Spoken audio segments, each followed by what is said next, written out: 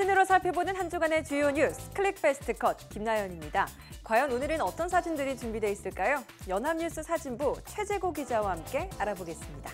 최 기자 어서 오세요. 안녕하세요. 네, 이번 한 주 정말 한반도도 더 이상 지진의 안전지대가 아니다 이런 걸 실감하게 만든 한 주였던 것 같습니다. 네, 정말 바쁘고 당황스러운 한 주였는데요. 저희 사진부에서도 이제 지진이 난 지역으로 여러 명이 급파돼서 출장을 가게 되고 또 재난 전문 취재를 하는 사람들이 전문 취재를 하고 있습니다. 클릭 베스트 컷 이번 한 주 아무래도 지진과 관련된 사진이 첫 번째 사진이 아닐까 싶은데요. 얼른 만나보도록 하겠습니다. 네, 역시나 지진 관련 사진이 이번 주 첫 번째 사진을 장식했습니다. 어린이집 통학 차량이 벽돌이 무너져 내리면서 말 그대로 정말 박살이 났네요. 지난 15일 경북 포항시 북구 흥해읍의 한 어린이집인데요. 이날 오후 2시 29분쯤에 포항시 북구 북쪽 6km 지점에서 규모 5.4 지진이 발생했죠.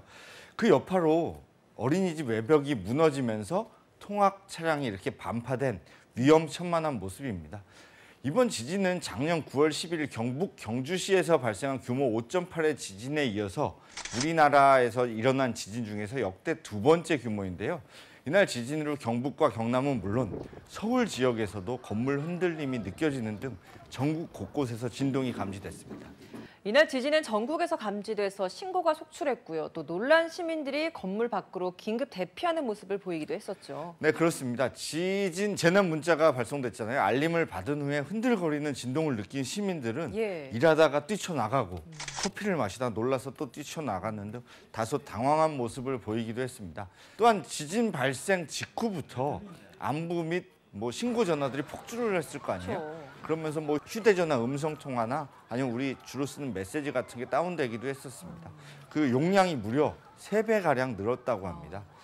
우려되었던, 정말 다행인데요. 우려되었던 원자력 발전소는 별다른 피해가 없는 모습으로 정상 가동됐습니다. 정말 다행이네요. 네.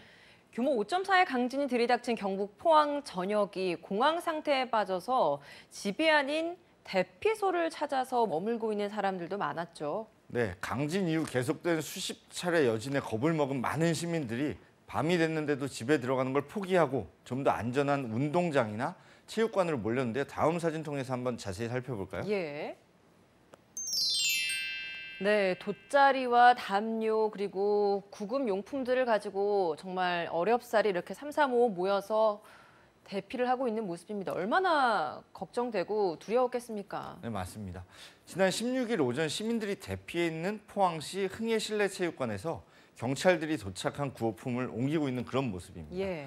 이곳에는 지진으로 일부 건물이 기운 아파트 주민을 포함해서요. 한 800여 명의 이재민이 대피해서 밤을 지샜는데요.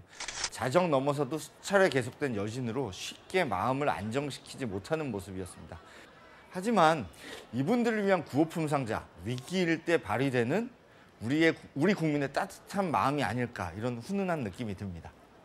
네, 또 하나 빼놓을 수 없는 게요. 2018학년도 대학 수학 능력 시험 지난 목요일이었잖아요. 원래 예정대로라면. 근데 포항 지진 때문에 일주일 연기됐어요.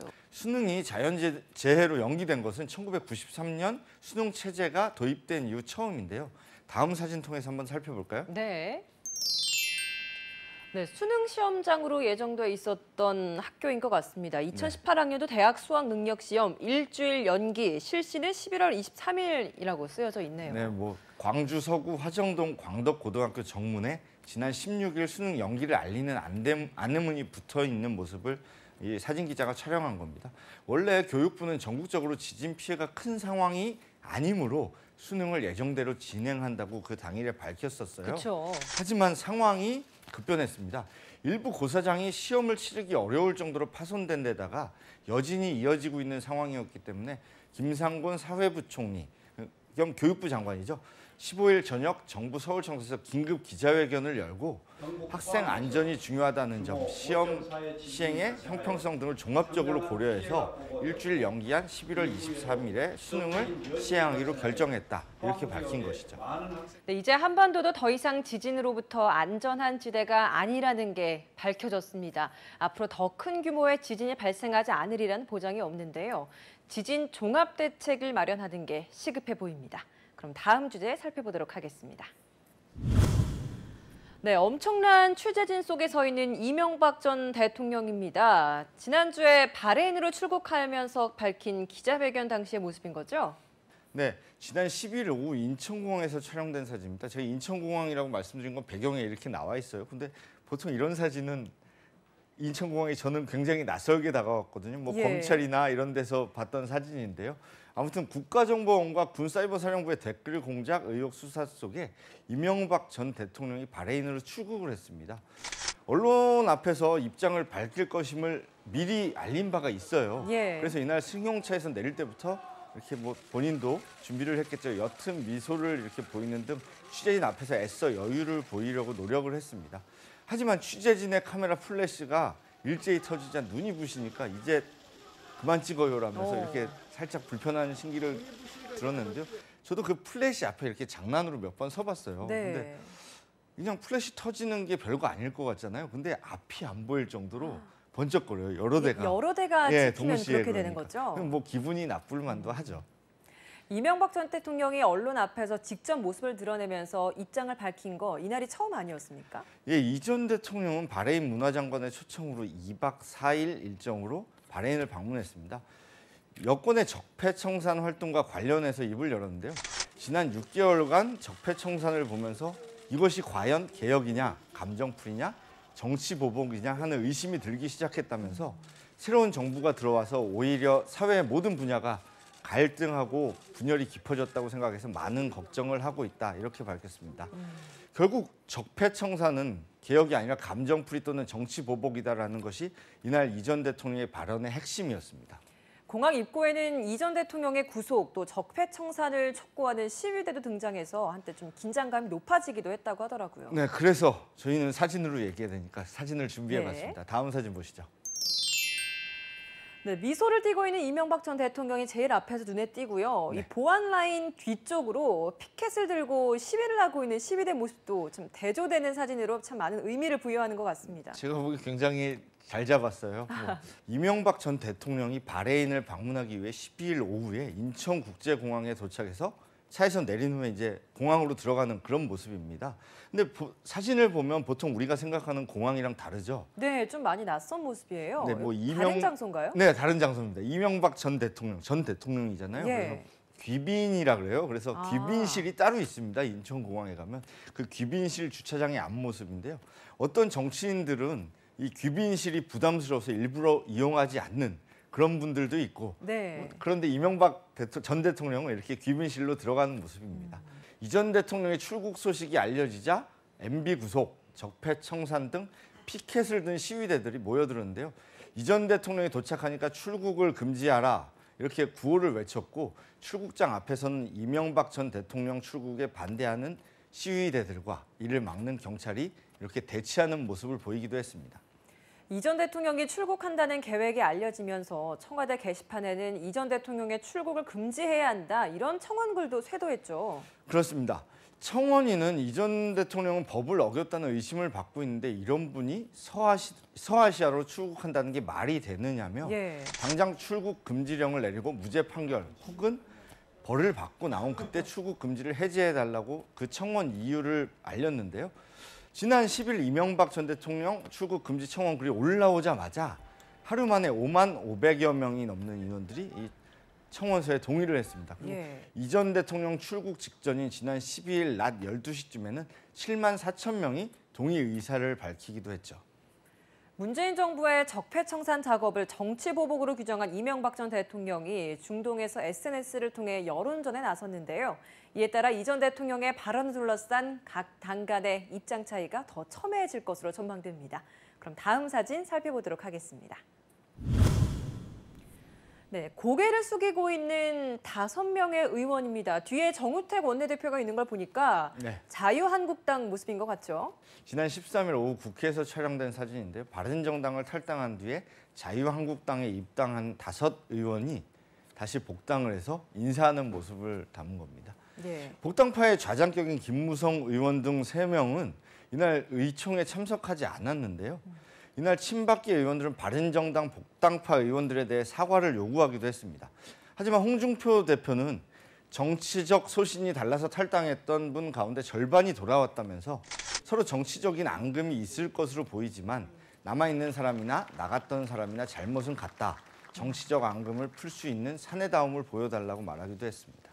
홍 대표에 대한 쓴소리도 있었긴 했지만 예상보다 좀 조용했던 의총이다 이런 평가도 나오고 있더라고요. 네, 그렇습니다. 일부 친박계 의원들이 홍준표 대표의 당 운영 방식을 비판하기도 했지만 친박과 홍 대표 모두 정면 충돌은 자제했습니다. 다만 이양수 의원이 의총 도중에 홍 대표의 거친 표현을 문제 삼았고요. 홍 대표가 못된 소리를 한다고 언송을 높여 한때 고성이 오가기도 했죠. 의총을 마친 뒤에 자유한국당 의원들 여의도 한 식당에서 화합주를 주고받으면서 단합의 시간을 가졌다고 하는데요. 특히 이날 식사 자리에는 바른정당 출신 복당파 의원들 또 대표적 친박계죠. 홍문종, 김태흠 의원 등이 한자리에 앉아서 화합의 시간을 연출했다는 후문도 들려오고 있습니다. 그럼 다음 사진 살펴보도록 하겠습니다. 네, 앞서 자유한국당의 사진을 봤다면 이번에는 국민의당 안철수 대표 그리고 이번에 새로 당선된 바른정당의 유승민 대표 한자리 하고 있네요. 네, 뭐 두 사람의 공통점 뭐가 있을까요? 지난 대선에서 네. 둘 다 후보로 나왔었죠. 네, 맞습니다.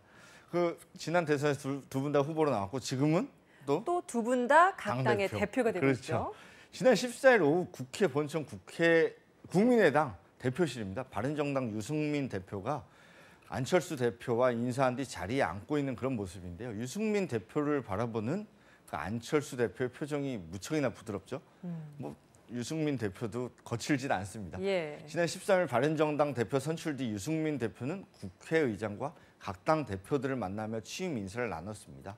특히 국민의당과 바른정당의 통합론이 여러 차례 제기된 바 있어서 이날 회동은 많은 관심을 모았습니다.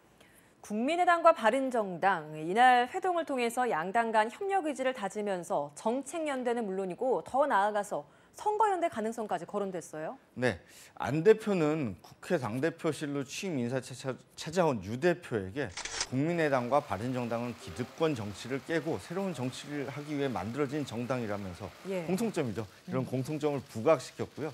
유 대표는 많은 취재진이 몰린 모습을 보고 추미애 민주당 대표와 만날 때는 언론이 전혀 관심이 없었는데 이렇게 말하기도 했습니다. 예. 그래서 안 대표랑 이렇게 계속 화기애애한 모습을 연출했습니다. 두 대표는 이날 30분간 만났는데요. 공개 발언 이후에 25분간은 비공개로 회동했고요. 또 이중 10분간은 양당 의원들도 다 빠지고 단 둘이 대화하는 모습을 보였습니다. 안 대표 측에서 먼저 독대를 청했다고 합니다. 한편 자유한국당은 바른정당 유승민 대표의 예방을 거절한 것으로 전해지고 있는데요. 바른정당 관계자는 한국당의 예방을 제안했지만 홍준표 대표 측에서 거절한 것으로 안다라고 밝혔습니다. 그럼 다음 주제로 넘어가 보도록 하겠습니다. 네, 악수 외교로 굉장히 유명한 네. 도널드 트럼프 미국 대통령입니다. 근데 이번에는 표정이 굉장히 좀 재밌습니다. 뭔가 당황한 것 같은 표정이죠. 손도 어디로 갈지 모르고 좀 방황하는 것 같고요. 예, 김하나무서가 얘기해 준 것처럼 악수하면 이 사람을 빼놓을 수 없는 미국 예. 대통령인데요. 지난 13일 오전 필리핀 마닐라 필리핀 문화센터에서 촬영된 사진인데요. 제31회 아세안 정상회의 개막식에서 도널드 트럼프 미국 대통령이 각국 정상들과의 기념 촬영 행사에서 교차 악수에 이렇게 어려워하는 힘들어하는 모습입니다. 예. 동남아 국가연합 아세안의 독특한 악수 매너를 이해하지 못해서 뭐 소위 말하면 몸개그라고 하죠. 이런 장면을 연출했습니다. 예. 아세안 정상회의 포토타임은 참석자들이 양손을 이렇게 교차해서 네. 왼편에 있는 정상과는 오른손으로 악수를 하고 네. 또 오른편에 있는 정상과는 왼손으로 악수를 하는 좀 독특한 전통을 가지고 있죠. 네, 그렇습니다. 그러나 이 룰을 이해하지 못한 트럼프 대통령은 오른편으로 몸을 돌려서 베트남 총리에게만 오른손을 내미는 바람에 왼편에 있던 주민국이죠. 필리핀 대통령을 머쓱하게 이렇게 만든 겁니다. 네, 두테르테 필리핀 대통령 정말 많이 당황했을 것 같은데요. 그럼 결국 이 악수는 성공을 했나요? 정답은 다음 사진에 있습니다. 다음 사진 한번 볼까요? 네. 네, 네 장의 콤보 사진으로 이렇게 이어져 있는데 시간 흐름 순으로 된 것 같아요. 네. 먼저 처음 말씀하신 것처럼 먼저 베트남 총리에게 악수를 청했고 그 이후에 이제 당황스러운 당황을 했고. 표정으로 이렇게 좀 손을 좀 놔보세요 하는 것 같아요. 네. 그 표정도 당황스럽고 네. 그 이후에 아, 다시 손을 이렇게 잘 하는 잡아서 거구나. 자 잡으세요라고 악수를 하는 것 같네요. 네, 그리고 뭐 이런 표정은 표정을 굉장히 지었는데요. 익살스럽네요. 네, 결국에 악수에 성공한 모습이 맞습니다. 예. 그게 바로 이런 콤보 사진의 장점이에요. 상황을 설명해 줄 수 있는 그런 사진을 시간 구성으로 네. 영상 없이 해본 건데요. 자신의 실수를 깨달은 트럼프 대통령이 멋쩍게 웃은 뒤에 왼손으로 푹 총리와 오른손으로 두테르테 대통령과 힘차게 악수를 하면서 과장된 미소를 짓고 있는 사진이 마지막 사진입니다. 트럼프 대통령의 표정이 특히 인상적인데요. 양손을 교차해서 자신보다 훨씬 작은 양국 정상의 손을 잡느라고 허리를 숙이고 얼굴을 찡그리는 장면이 고스란히 담겨있는 그런 모습입니다. 특히 트럼프 대통령은 사진을 찍기 위해서 양손을 몸 앞에서 꼬는 동작을 이렇게 능숙하게 하지 못해서 네. 무려 3번의 시도 끝에 어. 단체 사진 촬영에 성공한 것으로 전해졌습니다. 근데 이렇게 잔뜩 찌푸린 이 얼굴에 이 찰나의 이 사진을 네. 미국 백악관 출입 기자가 찍어서 이걸 공개를 했다고 또 하더라고요. 그래서 좀 논란이 됐다고 하던데요. 네, 트럼프 대통령의 우스꽝스러운 모습이 담긴 사진은 SNS를 통해서 순식간에 퍼져나갔습니다. 원래 이런 게 또 빨리 퍼져나가요. 그렇죠.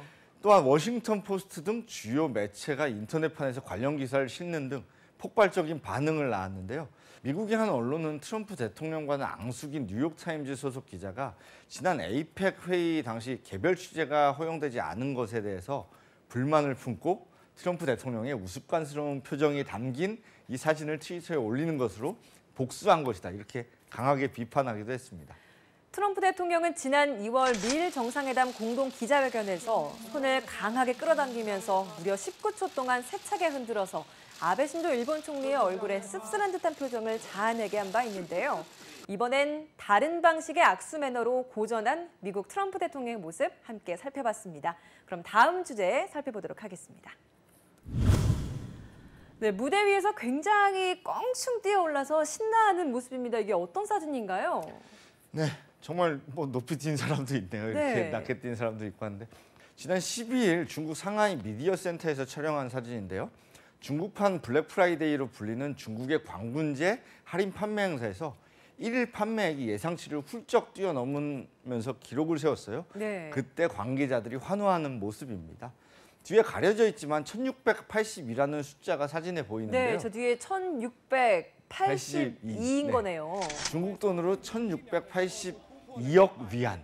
우리 돈으로 얼마인가요? 우리 돈으로 환산하면 약 28조 3천억 원이라는 엄청난 액수입니다. 네, 역시 인구대국 중국의 힘을 유감없이 보여줬다. 이렇게 또 평가할 수 있을 것 같습니다. 근데 궁금한 게요. 네.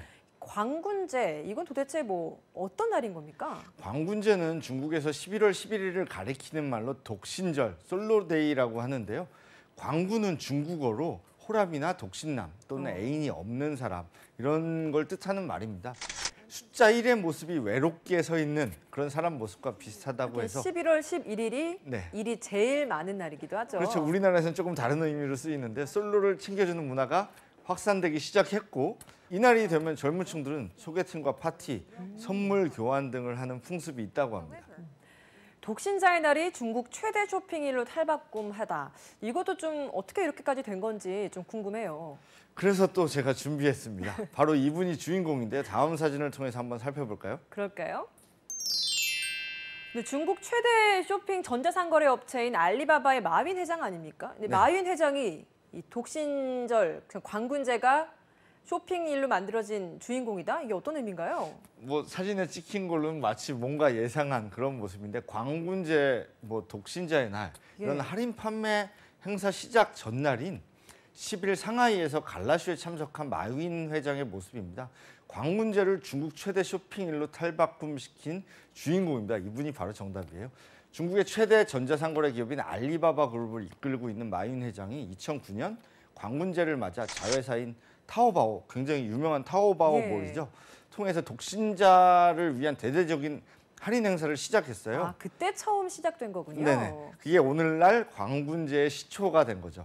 이후 대부분 온라인 쇼핑몰이 이 할인 행사에 동참하면서 미국의 최대 쇼핑 시즌인 블랙 프라이데이 이걸 능가하는 그런 최고의 소비 시즌으로 자리 잡게 된 겁니다. 인간의 힘만으로는 도저히 감당할 수 없는 제품 주문량과 배송량에 대응하기 위해 알리바바가 꺼내든 무기는 바로 인공지능 AI와 로봇이었습니다. AI가 고객 요구를 파악해서 구매를 추천하고 무인 창고에서는 로봇이 하루에 100만 건에 달하는 배송 물량을 처리했는데요. 적극적인 AI 활용 이면에는 중국 정부의 전폭적인 지지가 자리 잡고 있었다는 분석입니다.